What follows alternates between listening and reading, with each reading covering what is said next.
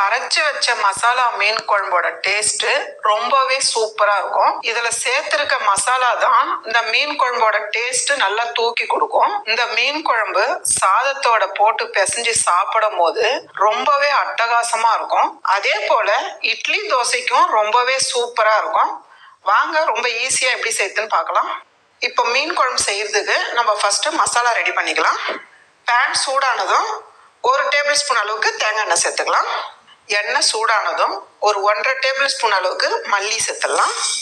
கூடவே 1 table spoon அளவுக்கு மிளகு சேர்த்துடலாம். 1 டீஸ்பூன் அளவுக்கு ஜீரகம் சேர்த்துடலாம். ஃபர்ஸ்ட் இது 3 சேர்த்து கொஞ்ச நேரம் நல்லா வதக்கி எடுத்துக்கோங்க. வதங்கும் போது மிளகு வெடிக்கும், அது ஒரு நீங்க வதக்கி எடுத்துக்கலாம். பாருங்க, நமக்கு மல்லி மிளகு எல்லாமே ஓரளவுக்கு நல்லா வதங்கிடுச்சு. இந்த டைம்ல 100 கிராம் சின்ன வெங்காயம் தோல் உரிச்சு வச்சிருக்கேன், இதை சேர்த்துடலாம். பாருங்க, வெங்காயம் சேர்த்து இந்த அளவுக்கு நல்லா வதங்கினதும் இது கூடவே 1/2 கப் அளவுக்கு தேங்காய் திருகி வச்சிருக்கேன், இதை சேர்த்துடலாம். இதையும் சேர்த்து லைட்டா வதக்குங்க, ரொம்ப நேரம் வதக்க வேண்டியது இல்லை. இப்போ ஸ்டவ் ஆஃப் பண்ணிட்டு கொஞ்ச நேரம் நல்லா ஆறட்டும். ஒரு சின்ன எலுமிச்சம்பழம் சைஸ் புளி எடுத்து நல்லா கரைச்சி வச்சிருக்கேன். கரைச்சி அந்த திப்பி நல்லா வடிகட்டி நம்ம எடுத்துடணும். இந்த அளவுக்கு திப்பி இல்லாம இருக்கணும். நீங்க எவ்வளவு குழம்பு வைக்கிறீங்களோ அதுக்கேற்ற தண்ணி சேர்த்துக்கணும். நான் 2 பழுத்த தக்காளியா கட் பண்ணி வச்சிருக்கேன், இதை இதுல சேர்த்து நல்லா கரைச்சி எடுத்துக்கலாம். நல்லா தக்காளி சேர்த்துட்டு நல்லா கரைச்சிடுங்க. பாருங்க, இந்த அளவுக்கு நல்லா கரைச்சி எடுத்துக்கோங்க. இதை நம்ம ஒரு பக்கமா வச்சிடலாம். நம்ம வதக்கி வச்ச மசாலாவை இதுல சேர்த்துடலாம். ஆறுனதுக்கு அப்புறம் சேர்த்துருங்க. சூடா அரைச்சிங்கன்னா மேல தெரிக்கும்.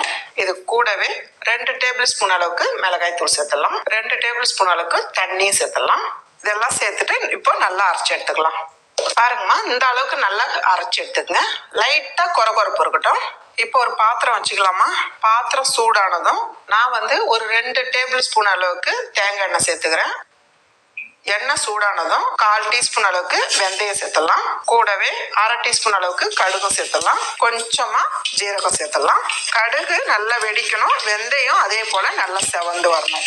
இந்த அளவுக்கு வெடிக்கும் போது நான் ஒரு 50 கிராம் பூண்டு எடுத்து உரிச்சு தட்டி வச்சிருக்கேன், இதை சேர்த்துக்கலாம். பூண்டு லைட்டா கொஞ்ச நேரம் வதக்குங்க. இது கூடவே 100 கிராம் சின்ன வெங்காயம் நறுக்கி வச்சிருக்கேன், இதையும் சேர்த்துக்கலாம். தேவையான அளவு கருவேப்பிலை சேர்த்துக்கலாம். கூடவே 3 பச்சை மிளகாய் சேர்த்துக்கலாம், கட் பண்ணாம சேர்த்துக்குங்க. இப்போ இதெல்லாம் சேர்த்து நல்லா வதக்கிடுங்க. ஃபர்ஸ்ட் வெங்காயம் நல்லா வதங்கணும். இது கூடவே ஒரு 1/4 டீஸ்பூன் அளவுக்கு மஞ்சள் தூள் சேர்த்துடலாம். இதையும் சேர்த்து லைட்டா வதக்கிடுங்க. கூடவே நம்ம அரைச்சி வச்சிருக்க மசாலா. உங்களுக்கு காரம் ரொம்ப மைல்டா இருந்ததுன்னா நீங்க மிளகாய் தூள் இன்னும் கூட கொஞ்சம் சேர்த்துக்கலாம். இது சேர்த்து நல்லா வதக்கிடுங்க. நம்ம ஏற்கனவே வெங்காயம் மிளகு எல்லாமே வதக்கி தான் அரைச்சிருக்கோம், அதனால ஓரளவுக்கு வதக்கினா போதும். சும்மா 1 நிமிஷத்துக்கு வதக்கினாலே போதும். இப்போ நம்ம கரைச்சி வச்சிருக்க தக்காளி புளி கரைச்சல் இதை சேர்த்துடலாம். கூடவே தேவையான அளவு உப்பு சேர்த்துருங்க. மிக்ஸி ஜார் கழுவி கொஞ்சமா தண்ணி சேர்த்துருங்க. இப்ப நல்லா கலந்து விட்டுட்டு உப்பு காரம் செக் பண்ணிக்கோங்க. தண்ணி இந்த அளவுக்கு தான் இருக்கணும், ரொம்ப திக்காவும் இல்லாம ரொம்ப தண்ணியாவும் இல்லாம இருக்கணும். நமக்கு கொதிச்சு வரும் போது கரெக்டான பதத்துல வந்துடும். மீடியமான தீயில ஒரு 15 நிமிஷம் மூடி வைக்கலாம், கொதிக்கிட்டோம். இப்ப 15 நிமிஷம் ஆயிடுச்சு, பார்க்கலாமா. பாருங்க, குழம்பு நல்லா திக்கா இருக்கு. அதே போல எண்ணெய் நல்லா தனியா திரிஞ்சு வந்திருக்கு. பாருங்க, இந்த அளவுக்கு திக்கு இருக்கணும், ரொம்ப தண்ணியா இருக்க கூடாது. நம்ம வைக்கும் போது கொஞ்சம் தண்ணியா இருந்தது, கொதிச்சதுக்கு அப்புறம் கரெக்டா ஆயிடுச்சு. பாருங்க, இப்போ மீன் சேர்த்துக்கலாம். நான் 3/4 கிலோ மடவ மீன் எடுத்திருக்கேன். வால், தலை, அதே போல துண்டு எல்லாமே சேர்த்து குழம்புல போடுறேன். குழம்புல வால் தலை எல்லாம் போட்டு வச்சோமா குழம்பு ரொம்பவே சூப்பரா இருக்கும். இந்த மீன் குழம்பு எந்த மீன்ல வேணாலும் செய்யலாம். மீன் சேர்த்துட்டு இப்படி திருப்பி விடுங்க. ரொம்ப குழி கரண்டியா போட்டு எப்பயுமே மீன் கிளறக்கூடாது. இதை போல ஒரு பட்டை கரண்டியா போட்டாதான் மீன் உடையாம இருக்கும். இந்த அளவுக்கு கலந்துட்டு ஒரு 4 நிமிஷத்துக்கு மூடி வைங்க. அடுப்பு தீ ஃபாஸ்டா வைக்காதீங்க, மீடியமான தீயில மூடி வைங்க. 4 நிமிஷம் விட்டுருக்கேன், பார்க்கலாம். பாருங்க, குழம்பு நல்லா கொதிச்சிருக்கு. பாருங்க, இப்போ அப்படியே கிளறி விடுங்க. அதே போல மீனும் நமக்கு உடையாம அப்படியே இருக்கு. பாருங்க பாருங்க, மீன் நல்லா வெந்திருக்கு. பாருங்க, மேலவே பொடியா நறுக்குன கொத்தமல்லி சேர்த்துக்கலாம். அவ்வளவுதான்மா, நல்ல ஒரு டேஸ்டான ஒரு டிஃப்ரெண்டான அரைச்ச வச்ச மசாலா மீன் குழம்பு ரெடி. பைமோட் e-shopping app.